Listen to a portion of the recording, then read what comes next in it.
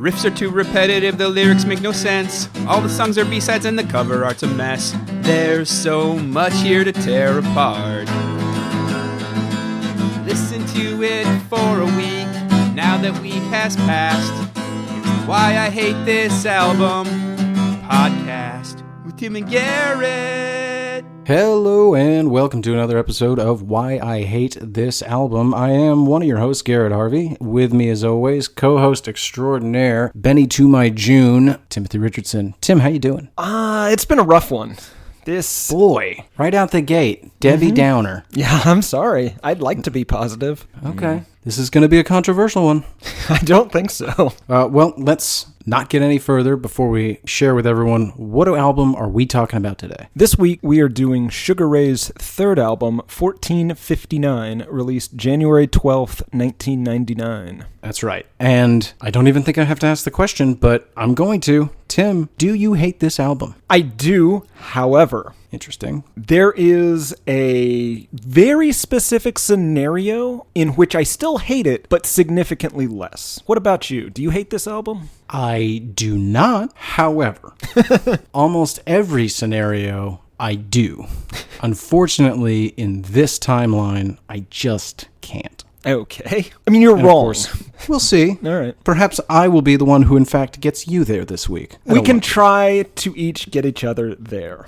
We need to come up with a different way of saying that. So, you hate it. I don't hate it. Is this the first time you've heard this album? It's the first time I've ever heard the album. I've heard the hits, I guess. I've heard Fly, I've heard Every Morning, I've heard Someday. But I definitely haven't heard the majority of these songs. I have slightly more awareness with this album. Not much. It did hit that golden period in my life where I was rudderless, just drifting afloat in the ocean of life, and was looking for any sort of raft to grasp onto. And at one point, my raft was entitled Sugar Ray. That's a terrible raft, but okay. It is admittedly not a great raft. There's more frosted tips and gel than I would like. It's just not safe. That's how you pop rafts. I had many of the songs on this album, not the entire album, but many of the songs burned onto CDs, which might I add in 1999 was pretty cool. This was part of the Garrett's Too Cool for School jam out sessions where I would roll down all my windows and play the music so loud that it was horrifically distorted so that everyone would know how incredibly cool and how much confidence I had. That sounds like you circa 99 to 2015.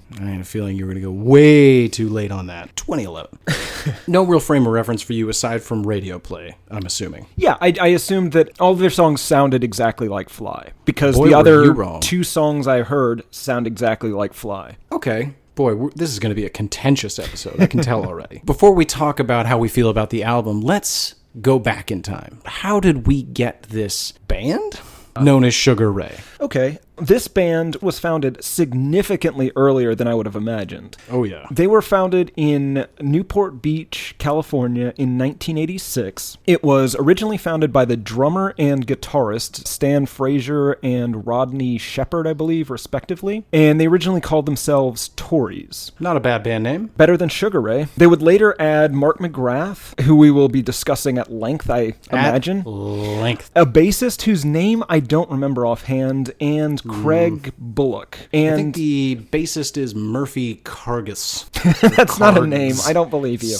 However you say Karges. Okay. Kargs. They would rename themselves Shrinky Dinks in 1992. Which is a great band name. Yes. I mean, they quickly had to rename it after the Milton Bradley Company threatened to sue. And so we got our first taste of Sugar Ray. So we like to give nicknames. I like to give nicknames to these people. That's more accurate. But we should note Craig Bullock. He's the DJ. And I guess if you're a DJ, you're the guy in every band that gives yourself a nickname. Yes. So he has named himself DJ Homicide. It's unclear if he's ever committed a homicide. We should also give Mark McGrath a nickname because he's going to come up over and over again on this podcast. Should we? We should. We could just not. We should. Here's the thing. We could call him Mark McGrath. In our previous episode, we've given Marshall Mathers, or Slim Shady, the moniker Bruce, his middle name. His name. I propose to you that frees up Eminem, which is what I propose we call Mark McGrath. Explain your thinking. His first and last name begin with M, as Marshall Mathers does. I gotta tell you, Tim, I am not super on board with this. I'm going to call him Eminem. I know what you're gonna do. Anyway, their early sound, at this point, before they'd released any albums, it was a lot heavier and, I guess, thrashier, maybe, than... It was hardcore punk, for Okay. sure. The internet describes it as rap metal, early nu metal, funk metal, etc. I assume you did not listen to any of their other works. I did a little bit. I went deep. Okay, well, that's a mistake. Yeah, that first album, and honestly the second as well, for the most part, it's nu metal. It's the newest nu metal you've ever heard. Some of you may remember Zedler from our Rage Against the Machine episode. He is doing a poor man's Zedler. I mean, he's not even trying to hide it, Tim. Why anybody would attempt to sound like that with the type of lyrics that Sugar Ray writes is beyond me. It is some sort of bizarro, smash mouth, Rage Against the Machine. Rage Mouth.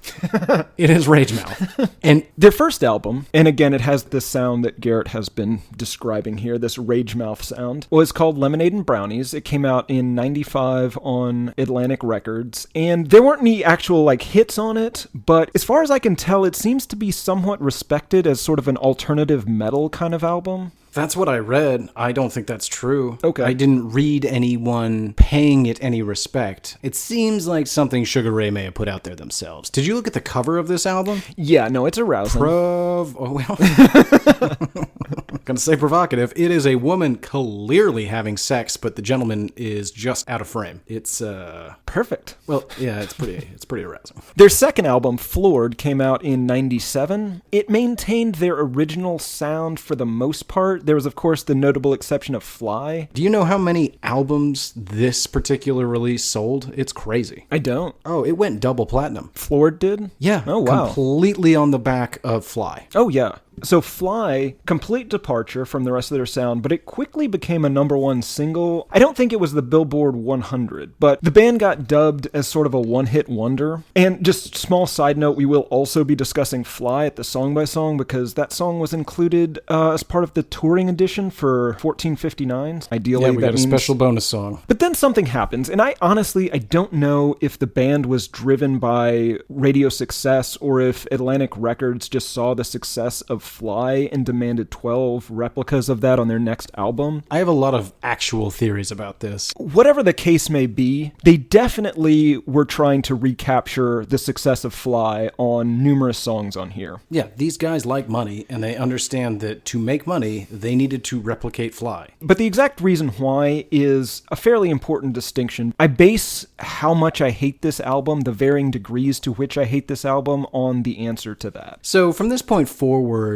couple of things. I'm going to kind of just largely forget about the rest of the band. Doesn't really matter. Mark McGrath is who we're talking about in all reality. But Eminem. Right, as you call him. Oh, something interesting is in 97, they obviously released Floor. That album ended up with a couple of songs on a PlayStation video game, Road Rash, something, doesn't really matter. So they get a little more success there. Then Atlantic goes, these guys might have something. Let's put them in the hit Billy Crystal, Robin Williams comedy Father's Day. Don't know if anyone's ever seen that. It is not worth your time. They release 1459 in 1999, as Tim said, but then let's go beyond 1999. In 2001, they released their self-titled album, but fame was quickly fading for Sugar Ray. It sold significantly less copies, so much less that I couldn't find an exact number. It literally said significantly less. They continued to tour, though. 2003, they release In the Pursuit of Leisure, and nobody buys that album. Literally nobody buys that album. In 2005, they release a greatest hits album, but somebody doesn't tell them how that works because they put 3 new songs on it. Again, few people care. Then around the same time, Mark McGrath peels off from his lead vocalist responsibilities and becomes the co-host of Extra, a tabloid magazine show that makes, kids, if you're not familiar, that was the pre-TMZ minus Harvey Levin. And to be honest, that is a perfect position for this douchebag. Harsh. On Metallica, you called their producer Bob Haircut. Yes. This is the haircut, man. This guy, he looks like if Kevin Smith and Will Arnett had a baby, and then that baby grew a goatee and was cast as a model in Zoolander. Yeah, unfortunately, an aging model. He continues as the co-host from like 2005 to 2008-ish, then getting several other hosting gigs for various shows that nobody ever saw. But then in 2009, they release a new album called Music for Cougars. And as you can guess, nobody cared. Then in 2010, sadness hits the Sugar Ray, and people begin to leave the band. Craig DJ Homicide Bullock leaves. Cargus is sick of touring. He leaves. And then Frazier signs with a new Christian rock label started by, do you know who? I don't. Starting quarterback for the Green Bay Packers, Aaron Rodgers. That's confusing. Disappointing. I really like Aaron Rodgers and the Packers. Then in 2013, the nostalgia tours began. All of this is McGrath's idea. He starts one nostalgia tour with possibly the lead singer of Incubus. Correct me if I'm wrong, and by that I mean I don't care. Long story short, he has had several successive 90s to early 2000s nostalgia tours running concurrently since then. It's the kind of band that's playing at Disneyland. Well, by grouping them together with like Marcy Playground and, oddly enough, Smash Mouth. Of course, possibly Smash Bare Mouth. Naked. Of course, Smash Mouth. Possibly Bare Naked Ladies, which I argue if you were to play like probably Rage Against the Machine and Bare Naked Ladies at the exact same time, it would sound identical to Sugar Ray's first album. Give it a try. Although, make sure your kids have left the room. It is not safe for seniors and children with weak immune systems. And that kind of brings us up to today. Before we dig into the general thoughts, I think we need to address Mark McGrath, aka Eminem, and you. I hate validating you. I can tell you don't have a high opinion of Mr. McGrath. I do not, no. I kind of do. This guy is a hustler, Tim. He is willing to get in there and do whatever it takes to make that money. Well, sure, okay, but so does Jimmy Buffett. He's still a awful musician who makes awful music, which is to be hated. Sure, but Jimmy Buffett never hosted Don't Forget the Lyrics. God, I wish he did. So drunk.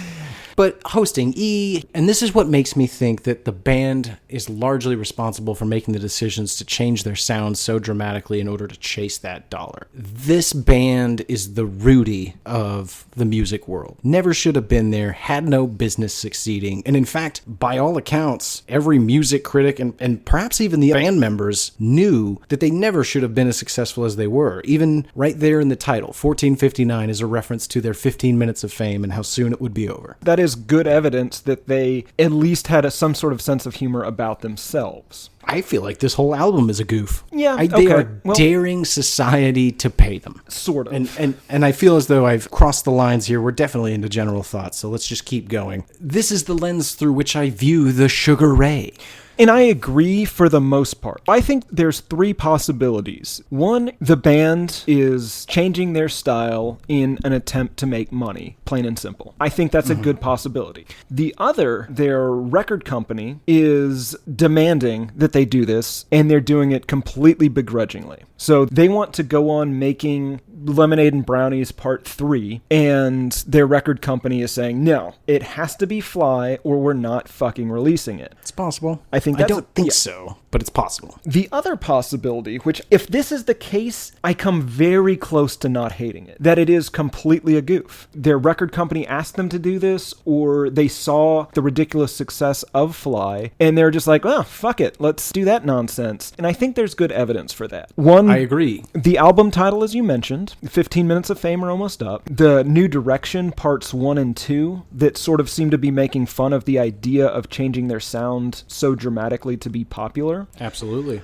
The other possibility is that their record company demanded they make popular music, and they made this whole album completely as a goof and turned it into their record company, and then their record company's like, fuck, this is great, we're gonna release this, and they're just like, no, oh shit, Classic goof backfire. Yeah. That's the same way I ended up in a 4-year university. Something else, though, that I think you have to take into account is the time span and ages of these guys through the lifespan of the band. So when they began, they're all a bunch of little little Zedlers screaming about the power and fighting suits. But by the time you get to this album, they're in their early 30s. And you and I, a big problem we have with a lot of the bands on this show is that they don't grow the fuck up. There's a very good chance that much as you and I, and we will see in this episode, laugh at the previous iterations of ourselves, there's a good chance that they looked back and they were just like, what in God's name were we doing? Who likes Money? You like Money? Kruger? I don't know his name. Kargas? You like Money? DJ Homicide? You do? Great. Well, turns out Fly made us a shit ton of money, so why don't we just go do that again? Something I left out. The boys down at the lab sent me a couple of clips, and one of them was a very long, over an hour interview with Mark McGrath. And I didn't tell you about this because I didn't want us to have the same facts. He is very self-deprecating. At least in this interview, there's no confusion over what Sugar Ray was and is. Could have all been an act, as evidenced by some recent blow-ups in the media, but it seems kind of like they knew what they were doing and they just cashed in. But I would point to the video where Mark McGrath, or Eminem, somebody calls him Sugar Gay. Which, by the way, it's right there. How did I never think of that?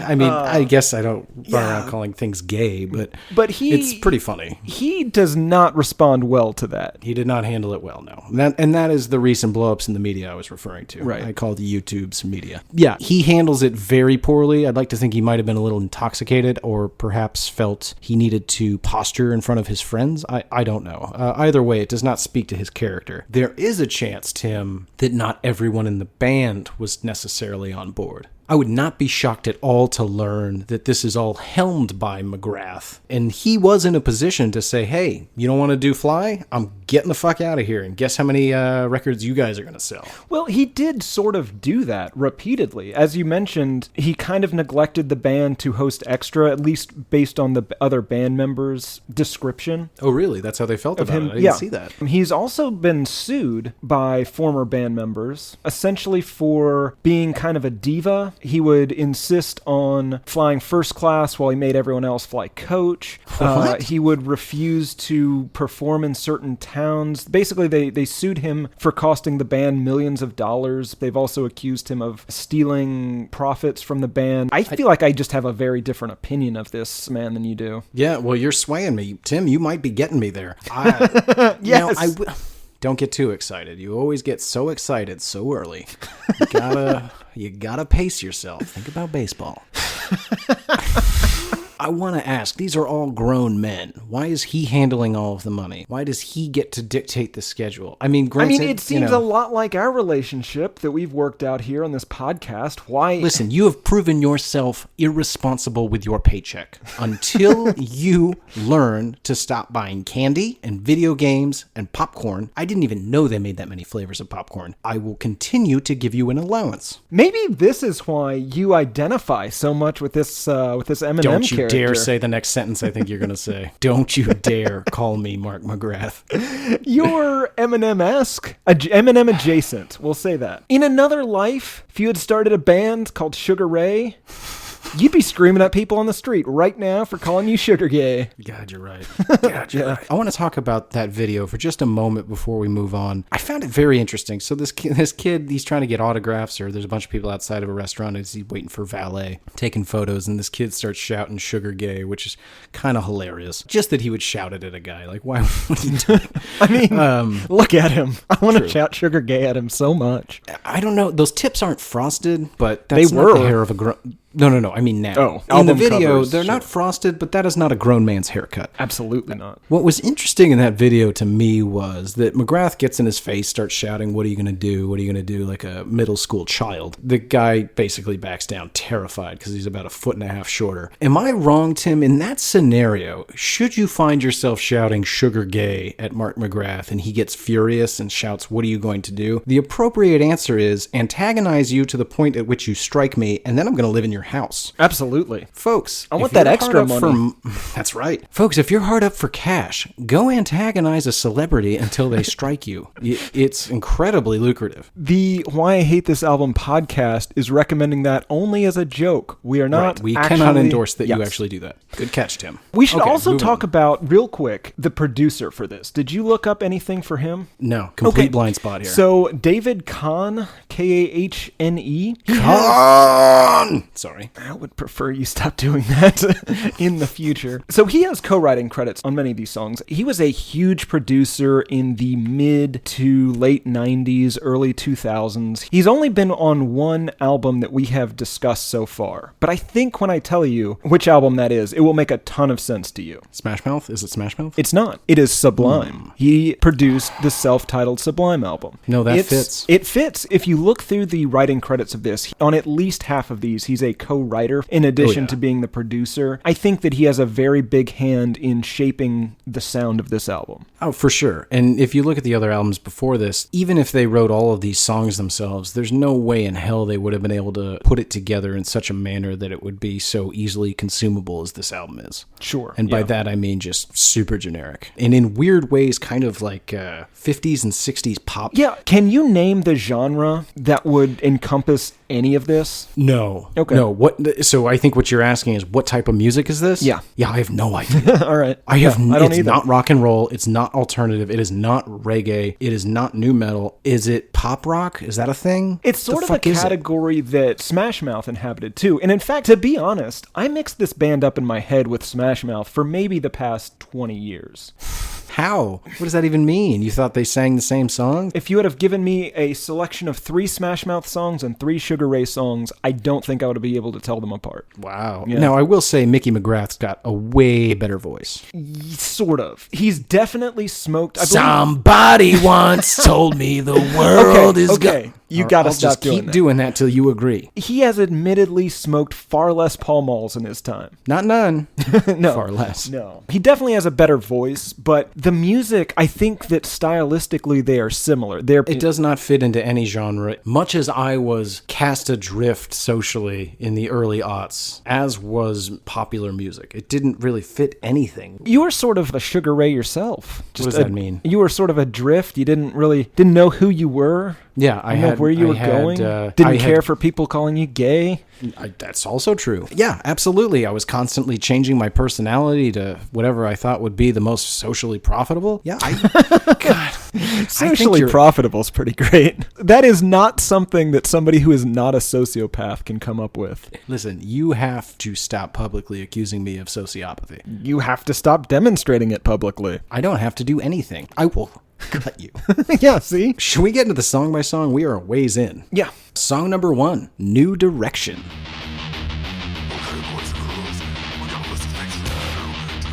If I needed further evidence that this album is a goof, look no further than the first track. Absolutely. I was super confused when this started up. I didn't see that it's only like 43 seconds. And I was pretty sure whenever this song came on that I had never heard Smash Mouth before. Or, excuse me, that I had never heard.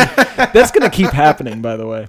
I know. Whenever this came on, I was pretty sure I'd never heard Sugar Ray before. The lyrics are pretty great. Once again, this album's clearly a goof, telling you to be nice to your grandmother and clean your room and all sorts of fun stuff. Right, all in a weird, growly death metal voice. There isn't much to be said about this song because it really is a joke and it's not even a minute long. Let's jump into where the real meat of things is. Song number 2, Every Morning.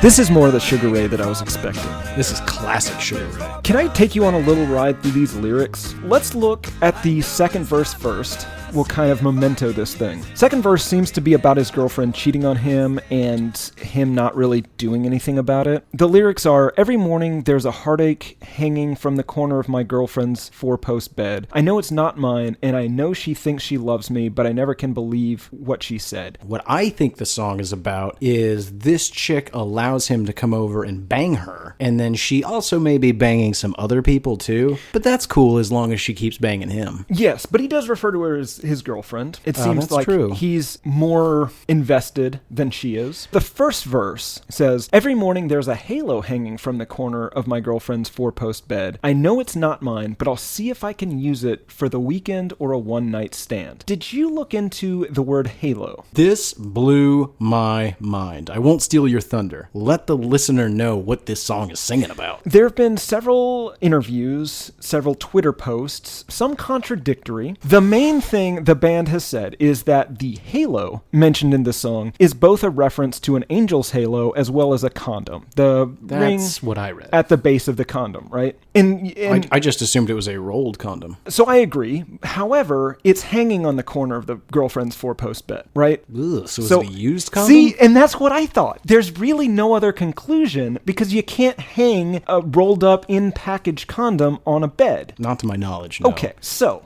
if it's a condom, that implies that it's a used condom, and it implies that it is someone else's used condom that his girlfriend or whatever she is to him is also having sex with. Okay. Now, if it's a used condom, let me read this verse again. Every morning, there's a used condom hanging from the corner of my girlfriend's four-post bed. I know it's not mine, but I'll see if I can use someone else's used condom for the weekend or use someone else's condom for a one-night stand. Okay. Oh, sure, man. You can just rinse those babies out and roll them back up. That is not safe condom use. And not only does he appear to be contemplating using someone else's used condom, he also says, I could use it for a weekend with this lady or a one-night stand, which implies, Garrett, that he would like to take a condom previously used by two other people and use it himself with a fourth, presumably unsuspecting person. It's horrifying. This. Okay. Yeah, we also have to say I can't say that this didn't cross my mind. We also have to say, so this is the first album of theirs that did not include a parental advisory warning. Wow. I think that's a mistake. A huge mistake. Yeah, because this is way worse than occasionally using the word fuck, right? Yes. This is how people get gonorrhea. Yeah. Honestly, I don't think it is. No one's doing this. Well, yeah, that's fair. Folks, this is a potential. Condoms are single-use items. Don't rinse them out, roll them up, and hang them from your four-post bed. And certainly, don't use another person's. If you're reusing your own, I mean, I don't advise it for sure, but for the love of Jeff, don't use a stranger's used condom, no matter how clean you think it is. So, God. I'm of two minds on this song, agnostic of the fact that they may be advocating sharing condoms. It is one of the catchiest songs I've ever heard. Oh, absolutely. Conversely, I honestly believe that it will be playing in the waiting room of hell. Yeah. Just on a loop. And you'll be like, well, hell's not that bad. And then like 8 minutes in, you'll just be gouging your own eyes out. This song is so catchy that I have found myself, I often will listen to an audiobook when trying to go to sleep at night to keep out the voices. And I also recommend alcohol for that, by the way. I find myself singing this song while listening to a book. I can't stop singing it, Tim. I've been singing this song for a week. Here's the problem. I knew every word to this song before I ever listened to it for this show. Yeah, but never really thought about it. Word. Well, I always assumed that the halo was a halo. Yeah. Like that he wanted to be a good guy for the week or a one-night stand. Yeah. It would imply some sort of innocence that neither of these people seem to have. Well, I thought that he wanted to borrow the halo so that he could get out of his devilish ways and be an angel for the weekend or a one-night stand with her. Be the angel she deserves. Oh. But it's not, Tim. It's not. It's about using gross used condoms. I blame you for this. That's fair. I think with all the used condom talk, I'm about done with this song. Can we move on? Yeah. Song number 3, Falls Apart. You walk along by yourself. This is back to more of a traditional mid-90s rock sound. I have to ask the question again. What style of music is this? It does vary throughout the song. However, there are parts of it that have sort of a generic mid-90s skate punk sound to it. Well done. Sort of like a Blink-182 Green Day kind of thing. Yeah, but it's way slower. Yes. I dubbed it methadone rock. There's just pauses in the song. Mm-hmm. The repetitive guitar chord intro to this reminds me a lot of the intro piano chords to Elliott Smith's Division Day. And then every time time they hit the turntable and I get real disappointed. Yeah, I could barely hear it, but I get what you're saying. Yeah. You gotta really either know your Elliott Smith or your Sugar Ray. Yeah. I suspect you know both. I knew it was an Elliott Smith song, and then I had to listen to most of Elliott Smith's collection because Division Day is not on any of his albums, so I got down into the singles before I was like, oh yeah, that's what this is. This is another song that seems to reference adults running away. Yes. How is that becoming a running gag on this show? I had no idea that I could run away. See, here I have been facing the trials and tribulations of life, and Tim, I don't have to tell you, so many tribulations. Right. And it's actually good that I didn't know that was an option because I would have done it years ago. Now, is there a chance that this might be one of those sneaky metaphors you read about? I don't see how. Perhaps running away is a euphemism for killing oneself. Oh. I don't think so. At least not in this case. To be honest, I don't really know what this song's about. I have some theories, but they are not good. Go on. Is there a chance that it is about a captive woman that this gentleman, the narrator, is finally decided to do away with because he is worried she is about to escape and run away? I don't think so, but I understand where you're coming from. And this is something new for me, at least. On this album, I honest to God was curious. Like, what is this song about? I turned to the trusty Genius lyrics. They had nothing for me. So I was forced to make up my own story. Yeah, there's very little on the vast majority of this. I don't actually think that I have any Genius annotations for us to this week. The lyrics that you're, I think, referencing, in is out to be again, this time will waste another friend. I know where they will know, where they'll run away. That's what I'm referencing. But if somebody said, no, that's about bowling, I wouldn't be surprised. Yeah, it could be about anything because it doesn't actually mean anything. To ascribe meaning and understanding to an album, one must first have songs which the author himself put time and attention into, and it's clear they did not.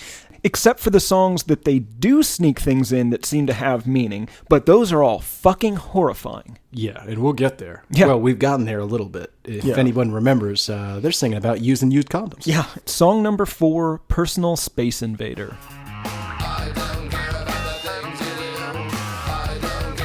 Before we move on to the horrifying, this is a Smash Mouth song. I would call it a Devo song. Yeah, I Devo wrote song. down Devo and the safety dance band that you constantly reference. I don't know about the things you do. Is that Men Without Hats? Yeah, that line I've been singing fucking all week, and I've been singing it in that robot voice, and then something happened about halfway through the week, and I just began singing it in like a Sex Pistols Johnny Rotten voice. I knew the moment I heard this song, that's exactly what you were doing. What is this song about? We'll start with this. There are allusions, I think, to the game Space Invaders. Yep. Got the high score, forgot to put the letter H. And then there are lyrics about invading someone's personal space. All my friends can't relate. No time off to hesitate. Okay, I don't really know how these two things go together. I think this song is about a loner. He can't relate to normal human emotion and feels that he's losing his grip on reality. Okay. Only to wake up and find out he's done it again. Yes. And that's where we get into the really unpleasant theory about this song. And before, It's not a theory, Tim. Yeah, no, it's not a theory. So I need to be clear. Before we read these lyrics, we often use Genius lyrics on here, and it may not be the most trustworthy site, mostly because it seems to be run and curated by idiots. So to make sure I wasn't reading this line wrong, I went to lyrics.com, AZ Lyrics, Lyrics Freak, and Metro Lyrics to make sure that this one very specific line is correct. And it is. Go ahead, but unleash it on the audience. Okay. Folks, we're sorry. We didn't know this was here.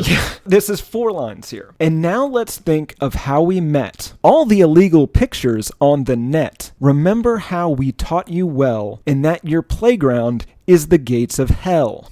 What illegal pictures? There's only one way to take this. I know. Jesus Christ, man. I've been working all week to try to spin this into something funny or lighthearted. I got nothing. It's horrible. It's a lighthearted song about pedophilia. Absolutely. At best, it's a lighthearted song about statutory rape. Yes. That's a sentence nobody wants to hear about their music. Because it's not just the illegal pictures on the net. The line before that is, let's think about how we met. Remember how we taught you well? Yeah. That's grooming, friend. Yeah. That is a term they use. Yeah, I don't know how many members of our audience are in law enforcement, but if these guys happen to be in your jurisdiction, just something to think about. Maybe just stop by and ask for an autograph. While you're around, take a peek in a closet or two. Yeah, because somebody's done a thing and they're bragging about it. Yeah. It's a real BTK situation. Right. To be honest, it makes me feel bad for singing I don't know about the things you do over and over and over again all week, because that kind of has a far darker tone at the end. It has haunted me. However, I think Lena Dunham might approve of this.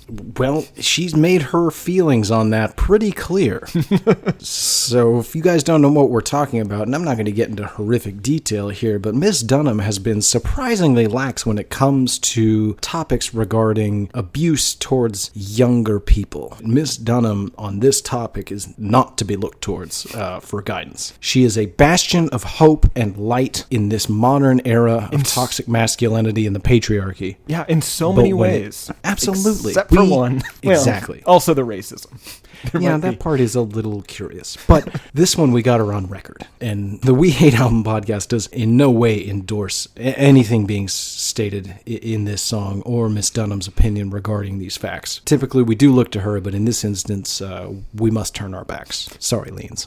We should move on to the next song. After you hit pedophilia, there's really nothing... There's really nowhere to go but down. Yeah, I don't really want to talk about the chorus. Well, the chorus does have an interesting line in it, though. I don't know about the things you do. Yeah. Who is I and who is you? All of this is alleged. Oh, of course. This is pure speculation. Yes. That we have no proof other than the words they wrote themselves. Right. All right. But we have admitting to say, granted, they were adults when they wrote this, but sometimes people write poetry that maybe shouldn't represent them later in life. Absolutely. That's a possibility. Absolutely. That's more than a possibility. Sometimes we write poetry and we read it publicly to people. Years later, we look back on it and want to slap that version of ourselves until they begin weeping openly. These guys are creeps. Let's move on.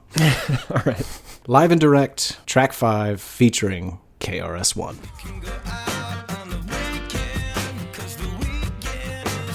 I don't care for Mr. One. This is a real shame because I don't have a ton of experience with KRS-One. I remember some of his early work, and for those of you who aren't familiar, which is probably most people listening to this, he was a rappist in the mid to late 80s. He was one of the first rappists to not just hip hop hibbity rip rapperoo. It wasn't that. It was actually singing about culturally significant and political topics in a way that was both entertaining and actually made you go, huh, that's pretty interesting. Yeah. I point you to one particular song, My Philosophy. Look up the video for My Philosophy. You're probably not going to jam it now in 2018, but it's pretty good, especially when you take it in the context of the time it was released. A lot of the themes within the songs are how rap is becoming very popular and how everyone thinks that this is a large cultural shift and this is now going to mean more equality for the races, etc. And what he's kind of saying in it is, not really. You guys are making record companies and white people a shit ton of money. And as long as you can do that, they're going to give you a platform. But the moment that stops, don't expect them to give you any sort of seat at the table.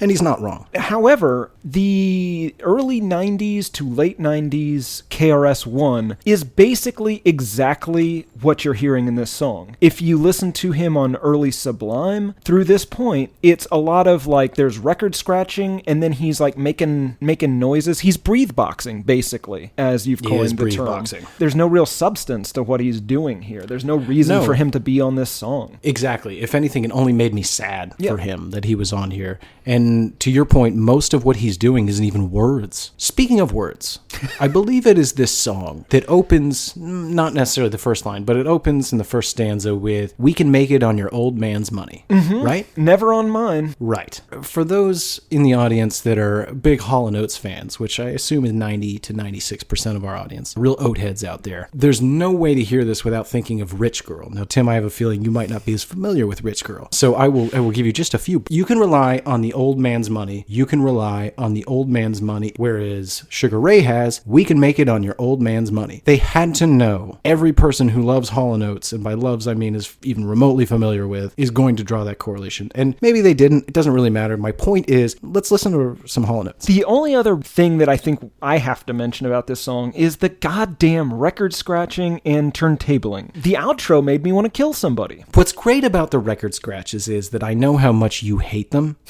which makes me so much happier to hear them. I will admit, I do have moments in songs where I hate it, but I also love it because I'm imagining you hating it. Yeah, and that's why we do this show. Hey, Tim, do you know what KRS-One stands for? No. Knowledge reigns supreme over nearly everyone. I want to know who the nearly is. I guess... Given his time period, I'm going to assume George H.W. Bush. Boy, we could have still been in the Reagan years. Oh, he was, but, shadow government, man. Reagan smash. He had so much Alzheimer's. You ready to move on? Yeah. Track number 6, Someday. Someday, when my life This is sort of back to a song that to me sounds just like Fly or Every Morning. I agree. And I don't think it's a drum machine, but it sounds like a drum machine with just sparse acoustic guitar over it. And then I think it's a drum machine. Okay. I think you're 100% right. I don't think there's an actual drummer doing that. I think it's DJ Petty Assault. What's great is, did you happen to watch the music video to this song? No. All right, so the lyrics allude to having tough times and wondering why this woman would stay with him and telling her to picture someday we'll be basically hanging out on the beach of some island and everything will be grand. More or less, does that sound about right? Yeah. Somebody that's way too patient with this asshole. So the geniuses that shot the music video were like, how can we convey the deep and meaningful lyrics of this song? I know, we'll have a bunch of grown men in their clothing and instruments just kind of frolic around in the ocean. The first half of the music video is the band members standing. First, they're like literally horsing around on the beach, and then they move it into the shallow portion of the water and doing a very classic late 90s, early aughts music video move where they all like crowd around and look down at the camera lens as it looks up at them at an angle. Yeah. There's a lot of that. McGrath's got his hands behind his back as he does his lyrics, and then he's noodling about doing some sort of McGrathy dance. Now, the part of the music video that is my favorite is DJ Parking Ticket is without his turntables because he's in the ocean. So you've got every member of the band playing their respective instrument, more or less, bass, 2 guitars, McGrath. Then you've got the turntablist literally with nothing to do because he doesn't sing, at least not on this song. So you just see him like at one point he's just picking up sand, literally picking up sand. It's the equivalent of the kid on the soccer field that's bored and is just picking grass. Yes, he scoops down and he just runs ocean water through his fingers at one point. He looks so angry and confused as to what in God's name he's supposed to be doing in this ridiculous music video. Oh, man, they really should have had him just miming turntabling. That would have been incredible. I wish they had given him some sort of shoulder rig. He's just got a coffee table strapped around his neck with a laptop and a turntable on it. And an extension cord running off screen. So unsafe. He's hauling a gas-powered generator into the sea. If they'd all been electrocuted in the ocean, we could have been done with this. All the Genius annotations on this, for some reason, they're all done by the same person, and they have selected a GIF from the 1997 Disney animated movie Hercules that properly explains their Genius annotation. All right. And that seems appropriate because this, like Smash Mouth, it only makes sense over an animated movie. Honestly, I don't think it's good enough. I get what you're saying. It's lighthearted. There's no substance. No one could possibly get offended. There's no double using condoms. But honestly, like, I feel like Disney would be like, yeah, we're good. Why don't you go ring up Shrek? I hear they're making another Puss in Boots. Maybe they need some garbage music. Yeah. To your point, they really don't have anything to say in this song. Can I read verse 3 in full? I think you have to. So far, so long, so far away, so far, so wrong, so far away. Done. That's a verse of this song. So, Tim, this brings me to something that this couldn't dovetail better. When this song came on, I haven't heard this song in ages. I believe that I can honestly say the last time that this song was played, I can't believe I'm going to say this. The last time this song was played in my presence was the last time I cried. Really? Yes. I was 16 years old. Wow, you've had a much better second half of your life than I have. Yeah, it doesn't shock A me. lot more to hear. crying on this end. Sorry, go ahead. I was 2 Boone's Farm bottles in. That'll do it. And yeah, it didn't help. I was, as any avid listener to the show can guess, lamenting a relationship that never even got off the ground. Well, except So for we in have your a- heart. Oh, yeah. Well, I had already essentially married this girl in my head. Some of you may remember from an earlier episode where I mentioned that I recited poetry to a young lady in my class. And when asked to read our favorite poet, I chose myself because I am a egomaniacal monster. The plan was to subtly glance at her so that she might perchance understand that I had written this about her, which I hadn't, but it doesn't really matter. And then we would begin dating and be forever in love or something. You are a real Mark McGrath.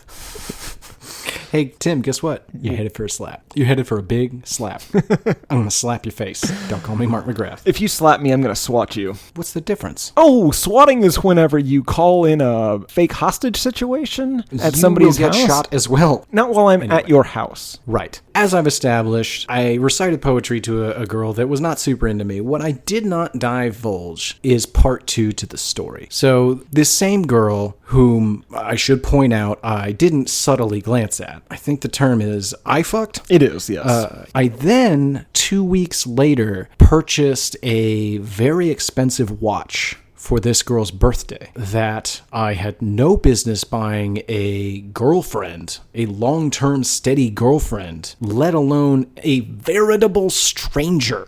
She worked at the bagel store where I got bagels for the running store I worked at. That was the basis of our relationship. I gave her this watch in my car on a rainy afternoon. I had told her I had a surprise, and you could see the horror in her face when she did not know how to react. At the time, I thought I was killing it. So, cut to a week or so later after several, well, there weren't text messages back then, but I did call her repeatedly, only to go straight to voicemail.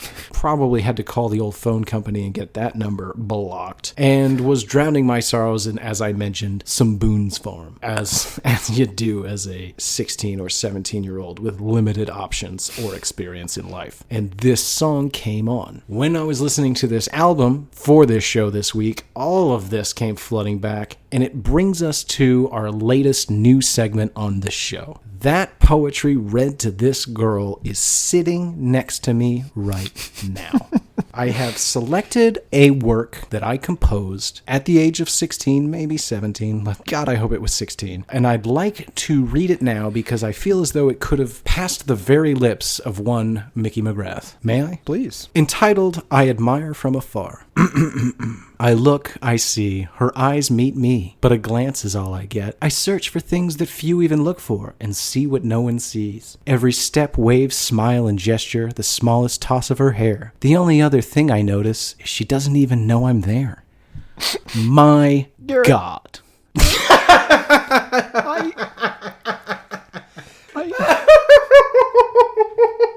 Oh, Garrett. Oh my God. I feel like I've really moved you, Tim. You You know this isn't about you, right? had I been that girl, Garrett. You'd have given me your all. That's right. That Oh my God. does sound like Mr. McGrath. It honestly, I will say this. I've mocked your poetry. I've mocked As you your should. thoughts, your ideas, your expression of those ideas a number of times. That has far more substance than Mark McGrath Why, and thank you. his terrible, terrible songs. Now, that's not a huge compliment, but No. it is better than this music. Well, thank you. Having said that, should time travel ever be invented, it is our duty to go back and we'll take turns. Yeah, you slap him, I'll hug him. You hug him, I'll slap him. And we'll just keep going back and forth like that until this kid gets his shit together. Because, oh my fucking God. What is wrong with me? Was wrong with me? Was? It's not me. That's not me, right? It's part of you, Garrett. That sensitive boy will always be a part of you. I will stab him. No. If you go back and stab him, Garrett, you too will die. This is the great Edgar Allan Poe, The Cask of Amontillado. Yeah, Amontillado. Yeah, something like that. You know what I'm talking about. Look at you, literature. My point is, I have taken that young, sensitive boy, bricked him up in a tiny room, and hoped that he has suffocated for the last 20 years. Well, not quite 20, but that kid sucks. When I go back and think about the combination of my poor hygiene, my penchant for writing poetry. That was a little new fact for me. Poor hygiene. It wasn't great. I'm not gonna lie. I didn't always get a shower in every day. But you ran a lot, right? Yes. Okay. I was on the cross country team. You can see how this might have been an issue. Deodorant does not cover everything. Anyway, a combination of a lax attitude towards showers, the penchant for writing poetry and publicly speaking that poetry at people, and the fact that I had the physique of a 13-year-old girl, partially from the running and from a very late growth spurt that I did not know was on the horizon. But man, the fact that I wasn't bullied 80s style, shoved in a locker, is beyond me. No wonder I related to the Karate Kid. I was Daniel LaRusso. Only there was no crane technique for me. I lost the All Valley Karate Tournament team of life. I mean, I'm hoping that it turns around for you in the future as well. No, what? No, wait, that's not what I said at all. I did turn around. Like years ago. Oh, so you consider this to be the good part. Right. Well, I told you about the bad part. Well, true, but I would have hoped you would have had higher aspirations than this. No. Well, congrats then. You're living the good life. Seems disingenuous, but thank you. Anything else you want to talk about for someday? No. Song number 7, Aim for Me.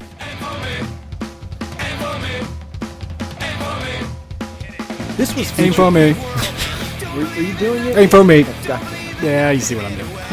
This was featured in one of Garrett's favorite films, Disney's Max Keeble's Big Move. You know that I was... You know what? I feel like I have seen that. Of course you have. It was on HBO at some point. This is back to sort of the Green Day, Offspring, Blink-182 sort of sound. For sure. This is easily classified as that, and it does harken back to their very early hardcore punk days. It opens with a curious wolf howl. Did you hear that? Yeah. I mean, I guess it could be a dog, but... The drums in the intro, again, this is a very obscure reference. Jim White, his 1997 song Woe Mule, prominently featured in Breaking Bad, has a very similar introduction to it. That song is way better. Oh, in fact, yeah. Look that song up. It's great. Tim, do you know what this song is about? I don't. The best I could come up with is perhaps these are fervent pleas for a person to not kill themselves when they move out on their own. This sort of sounds like something that could be encouraging to you as a child. What are you trying to imply? They'll try to count you out, but you gotta count yourself in. There's no time to throw it all away. These are vaguely sort of positive, encouraging lyrics. Garrett, it gets better. There needs to be an It Gets Better campaign targeted directly at you. Well, not now. Tim, your as tenses a are very misleading. It makes me feel as though you're insulting my current day state in life. Whereas, as I've pointed out repeatedly, I am doing great. Sure. Okay? Sure. Tim. I know. I'm doing great. I know. Garrett. It'll still get better. Even better than this. Ooh. Yeah. It probably won't. But it will definitely get better for everyone than some sort of poetry reading stinky boy. Oh, I never stood a chance. I do get the feeling with this song that this is what they would rather be doing as a band. Just shouting, yes. Aim for me, playing fast. The punk rock guitar solo that approached acceptable in this. It was actually, you know what? It passes. It's not. I still deem it one of the worst punk songs I've ever heard. Sure. But the specific guitar solo is one of the better points on this album. Can't disagree with you there. Yeah. Track number 8, Ode to the Lonely Hearted.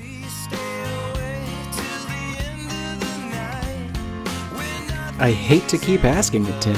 What is this song about? I don't know, man. I want to read some lyrics to you. I wonder so if she'll ever know of all we've left behind. Go take your soul, make an ode to the lonely hearted. Now, to me, of all we left behind, make an ode to the lonely hearted. Go take your soul. Is this about a murder-suicide? Maybe. Is this about a double suicide? Could be. I did not I feel get as that though at all. Go take your soul, make an ode to the lonely hearted. Feels as though be one of the many who have been so forlorn by the loss of love that you must take your own life. A real Romeo and Juliet situation. These broken dreams are not what they seem. They're so much more than this. I can't see how she won't think now of everything we'll miss. Yeah. Yeah, I think I'd it's buy a it. suicide song. Sure. And it's an ode to the lonely hearted. Are you lonely? Feeling alone? Have you considered suicide? At least hey, feel like you're a loner and you've never really been part of a group? I know a group you could join. The Dead? I meant, well, sure. That one's less distasteful. And I want to make a distinction here. We are joking about a fictitious suicide, not any one particular person's suicide. So save your tweets. Yes. Although we have done that in the past. I have done that in the past. Yes. You're a monster. Okay, that brings us to track number 9, Burning Dog.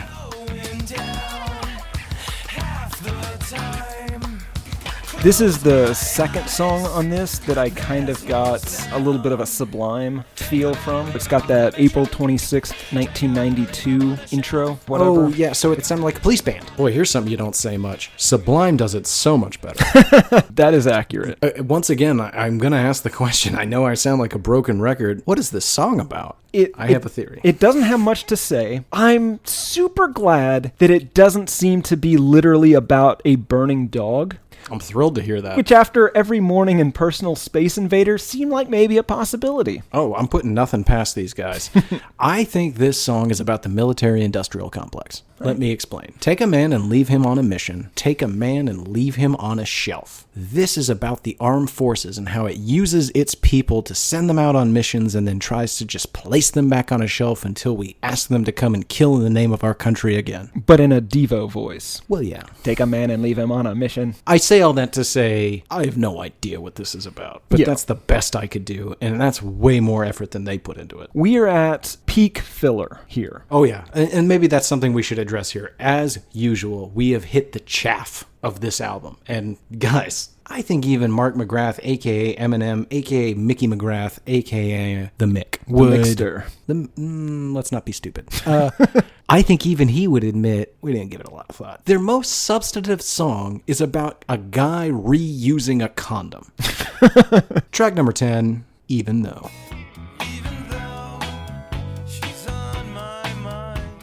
It was difficult to not listen to this song and immediately think of Summer Lovin' from Grease. You may not be as familiar with the soundtrack to Grease as I am. No. Well, it's one of the first numbers in the movie, Tim. It is when Stanny and Sandra Dee have returned. Unknowingly, they are now attending the exact same school after having a magical summer together where they thought that the summer was going to end and as they had their love. Only to find out that they're now attending the same school at Rydell High and they can pick up right where they left off. But Danny is not nearly as loving and sensitive as he was during that great summer lovin' period. And now he's a tough guy, or a greaser, if you will.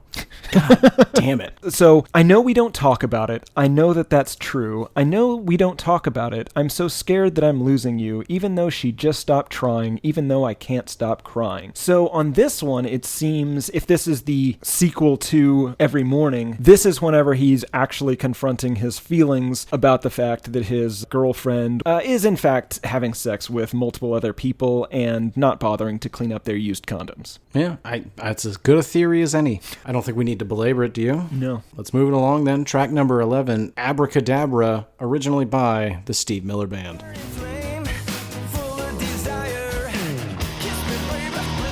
Nobody was asking for this, right? No, good God, no. I think this is something that a trend that they were just latching onto, where everyone had to have a single that was a cover. Oh, maybe. I just assumed they didn't have enough of their own material. Yeah, I mean, somebody already had the rights to Abracadabra. Yeah. So did you go back and listen to the original version for this, or are you familiar with the original? Yeah. Okay. I had a real obnoxious The Joker phase, and so I had the best of the Steve Miller Band. You were just a delight growing up. I was just full of poetry, Austin Powers trivia, and Abracadabra. So, as far as I could tell, they seem to be trying to do this fairly close to the original. Would you agree with that? Oh, yeah. With one really crucial change. Oh, I would yeah. note, though. The And I think turntablist. you know what I'm going to say. Yeah. Yeah. Poor Mr. Steve Miller and his band did not have a proficient turntablist that was able to contribute a monstrous number of record scratches. This one to almost song. has a solo as well. A record scratch yes. solo? Yeah, absolutely. Yeah. It's short, but it's there. Did you notice the whispering backing vocals to this? Yeah. Every time the chorus was repeated, the first abracadabra was followed by an abracadabra. Yep. Oh, Good yeah. God. Yeah, it drove me a little crazy. And I didn't listen that hard. That might be in the Steve Miller Band version. I don't think so. It's not. Yeah, I can tell you that right now. If I may, because that's the nature of the show, and we pay the guys out at the old Jet Propulsion Laboratory, a.k.a. the Why I Hate This Album podcast labs, I had them do the research on this song. They said, hey, they didn't write this song. I said, guys, I know, but we pay you, so you're going to do your work. You can figure out the NASA stuff later. I need to learn about Abracadabra. So let me take you back, Tim. Right. The original Abracadabra was inspired after Steve Miller met Miss Diana Ross while performing on a show called Hullabaloo in the 60s. It was a massive hit, charting in 10 different countries and topping the charts in 6. It was originally released in Europe first after the American label that he was on was like, yeah, that song's fucking stupid. We're not going to release it. And he was like, cool, going to Europe. Then he released it and it charted at #1 in like 4 or 5 countries. I understand 100% why this is popular, and it is also stupid. Yeah, okay, that's fair. But then they, of course, released it here and it jumped to #1 and everybody fucking loved it. It's got some bizarre lyrics, if I may. I heat up, I can't cool down. My situation goes burning down. I heat up, I can't cool down. My situation goes running down. Tim, what is his situation? It appears to be some sort of inability to regulate his body temperature. I don't think that's what he's singing about. I thought it was his penis, followed by potentially ejaculate. Gross. Excuse me, semen. I don't know. I heat up, I can't cool down. My situation goes burning down. So I would think that's like his hornies. Could be his hornies, yeah. But then I heat up, I can't cool down. My situation goes running down. I'll go with you, sure. Gross. All right. Track number 12, Glory.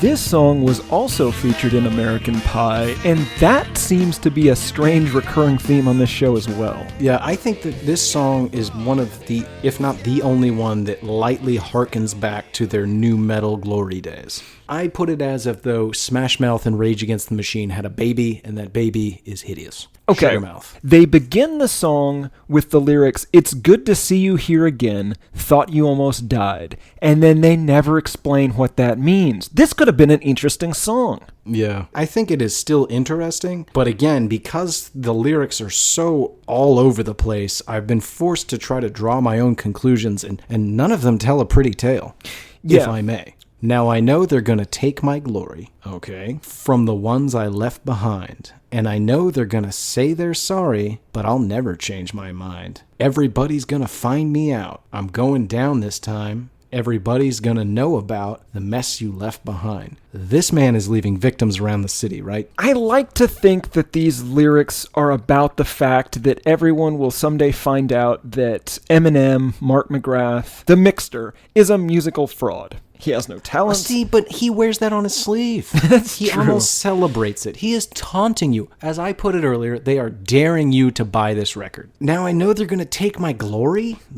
Yeah. I get super creeped out when anybody says that. My glory, your glory, his glory, God's glory. I assume that just means he's going to have a fall from grace in this place that the public has lifted him up to. That's true. For the ones I left behind, is he going to jail or is he dead? Doesn't matter. They're going to be pretty ashamed either way. Aside from my incredibly creepy theory, I don't know what this song could possibly be about. The music on this song is not very good. However, there are moments whenever they stick to guitar, this is almost passable. But they have to sort of end any guitar solo with just a shitload of record scratches for some reason. It's Well, DJ Misdemeanor has to have a writing credit, so... The last song on the official record, but not our last song, number 13, New Direction.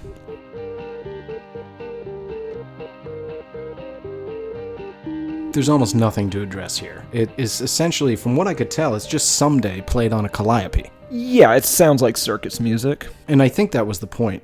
I think the point of this song is that it's making the case that this whole thing is a goof. Giant joke. Yeah.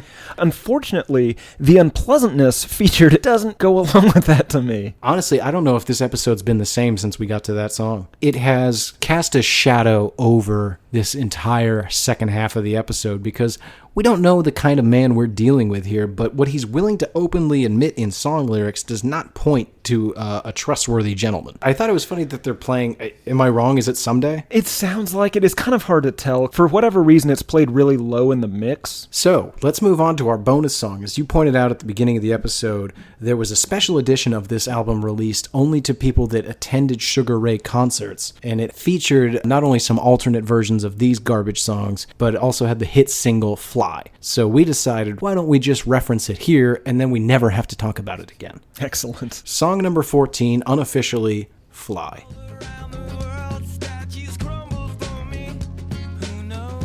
So I lied to you earlier whenever I said I didn't write down any genius annotations. I do have one. All around the world, statues crumble for me. The genius annotation: this is possibly a literary allusion to the poem Ozymandias by Percy Bysshe Shelley. No, it isn't. It is not. Conclusively, they have never heard this. They have never heard the poem Ozymandias. Yeah, or read it. Oh my God. They have never read the poem Ozymandias. Perhaps he was trying to write a song that accurately depicted the thoughts and emotions of Mr. J. Oppenheimer after setting off the first nuclear bomb. I just want to fly. Jesus Christ. So there's some further telling lyrics in this. This song came out in 1997, 2 years before this album. But the lyrics on this song: dance little stranger, show me where you've been, love can make you hostage, wanna do it again. Wait, did you say dance little stranger? Yes.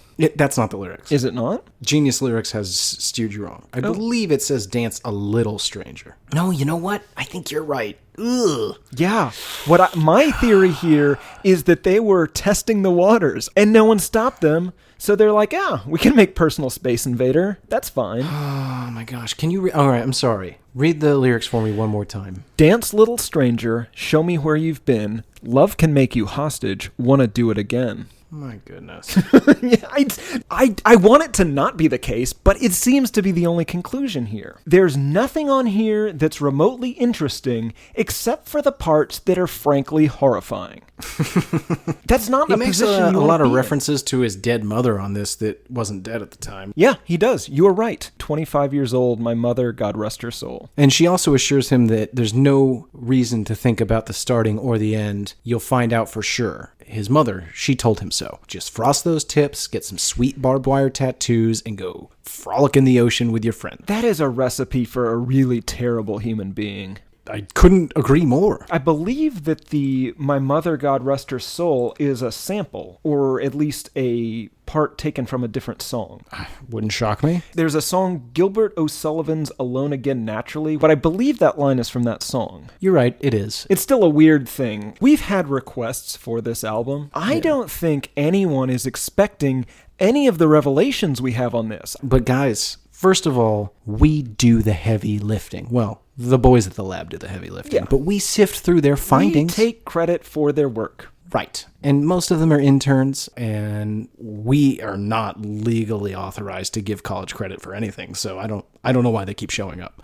Like I said, I told them they get college credit. Okay, so Tim lied to them. Yeah. He'll do that. If you ever meet Tim, expect at least 80% of what he's saying to be a lie. But no, we dig deeper. We get in there, and honestly, what we found under the covers was horrifying. It can't be ignored, and it has completely repainted Mark McGrath in my mind from this point forward. And again, I am not accusing him or anyone in this band of anything whatsoever. I just want answers. We just want answers. Since this has become a true crime podcast, let's move it along to how this did. Fairly mediocre considering the albums we usually talk about on the show, at least at first. This peaked at number 17, which was 5 places lower than their previous album. I would like to believe they just never released Fly as a single.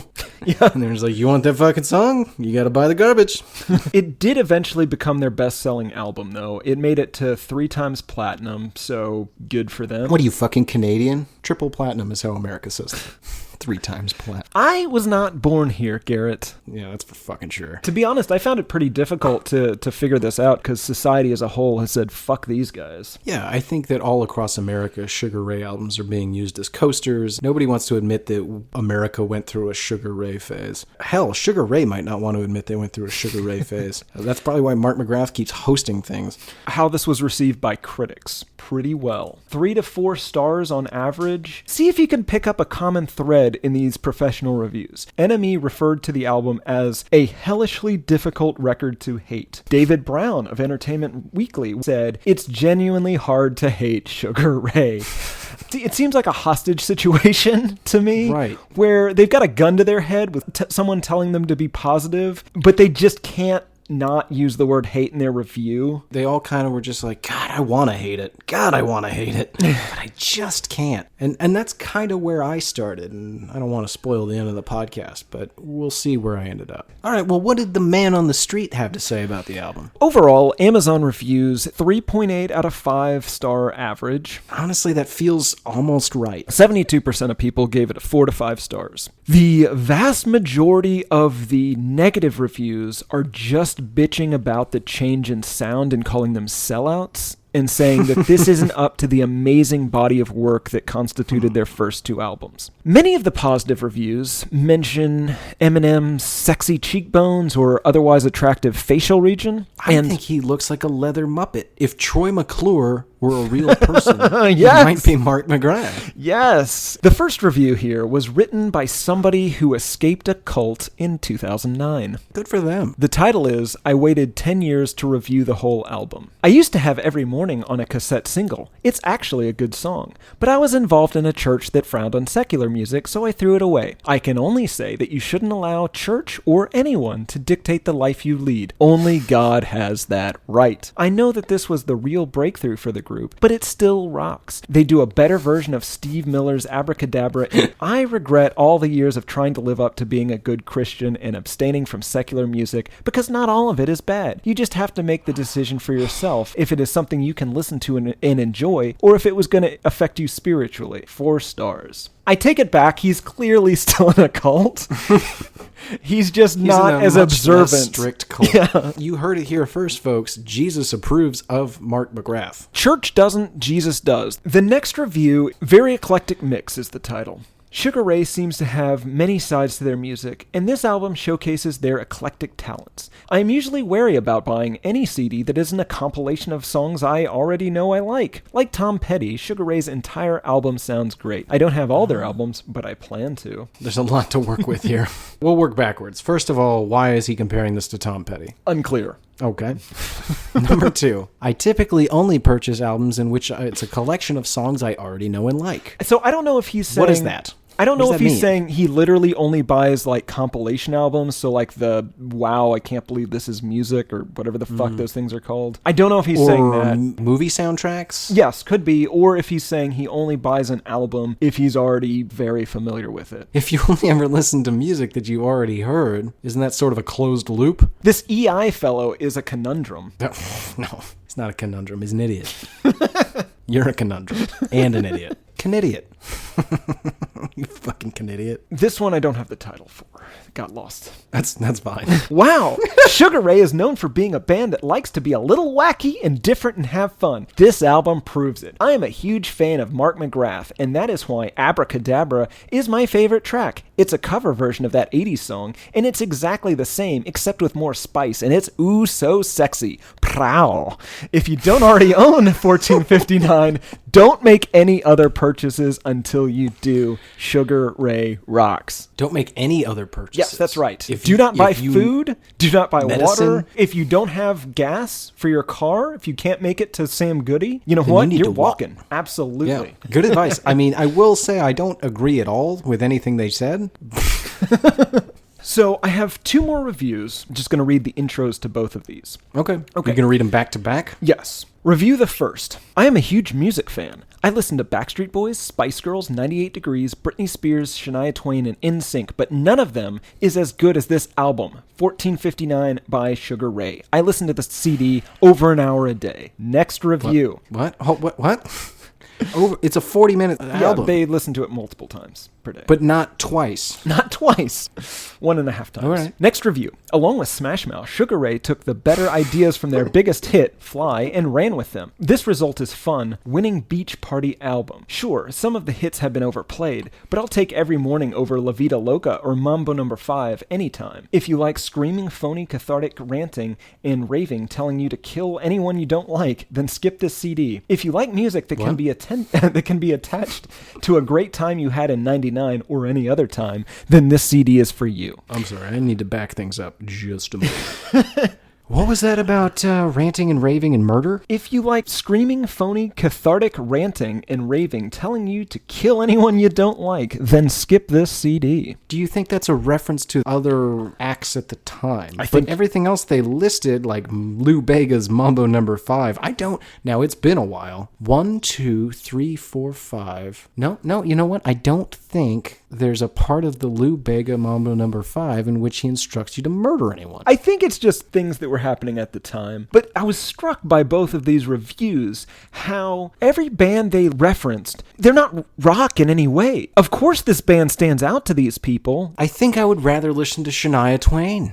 We're nearing the end of the show. Let's start with the question, who is this album for? Fans of Sublime and Smash Mouth. I think those people have a good entry point into this. That's accurate. From the reviews, it seems like people going to the beach in the summer of 1999, carefree and unaware that just over 2 years later their country would be thrown into a series of endless wars for the next 18 plus years based on British and American reorganization of the Middle East and just mishandling every possible foreign interaction in the entire region, from arming and ignoring Afghan mullahs to relying almost solely on the Saudi Arabian throne, to a commitment to regime change no matter what the cost, despite the fact that that never worked out well for anybody, except for possibly the time the U.S. overthrew and annexed Hawaii, which brings us back to people going to the beach in 99. I think you hit it nail on the head. I think the only other group that I could include are potentially sociopaths driving around writing their own poetry and weeping openly to no one, trying to deal with the crushing reality that their self-esteem and view of their own place in this world is wildly misguided, and having to take a long, hard, and honest look at themselves. Your thing was way more upsetting than mine.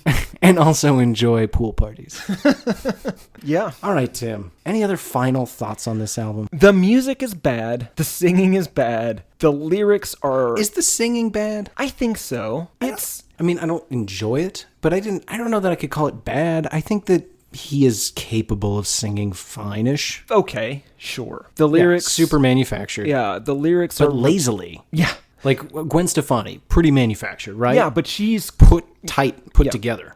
Some of these songs feel like a protracted yawn.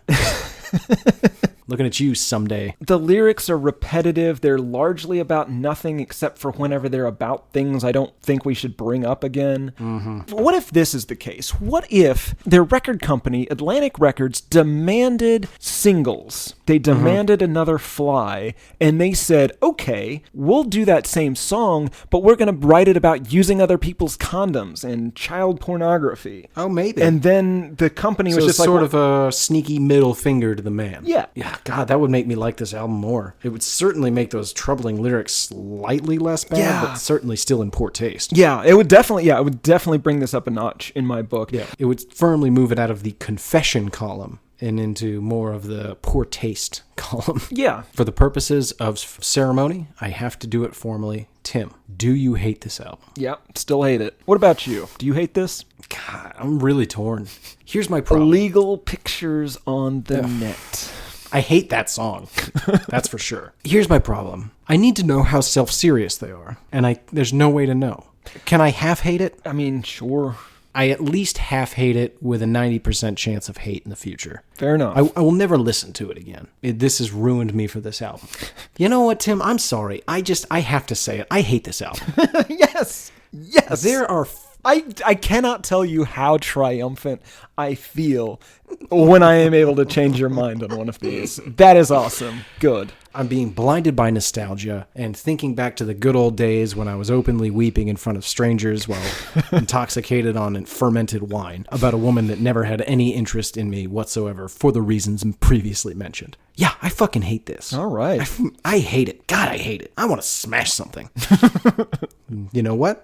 I'm not that person. I'm going to go write some poetry. All right. Found a constructive solution to your anger. Some quick housekeeping. Guys, we've been getting tons of emails, Facebook. As always, you can hit up the website at hatepod.com or email us directly, hatepodmail@gmail.com. We love to hear back from you. What do you like? What do you dislike? What are some fun stories from your past related to these albums? Feel free. Ask us anything. As you've noticed, we don't really hold back. Tim, did I leave anything out? Our Instagram, I am very lonely on Instagram. Tim does run our Instagram account. Tim, what is that Instagram account again? At HatePod, right? Mm-hmm. Twitter at Album HatePod. Of course, we're on Facebook at facebook.com/HatePod. I think that's just about it. Boy, Tim, I am sweaty. Yeah. Stem to stern. This has been Why I Hate This Album. I am one of your hosts, Garrett Harvey. I am the other, Tim Richardson. The riffs are too repetitive, the lyrics make no sense. All the songs are B-sides and the cover art's a mess. There's so much here to tear apart. Listen to it for a week, now that week has passed. It's Why I Hate This Album podcast with Tim and Garrett.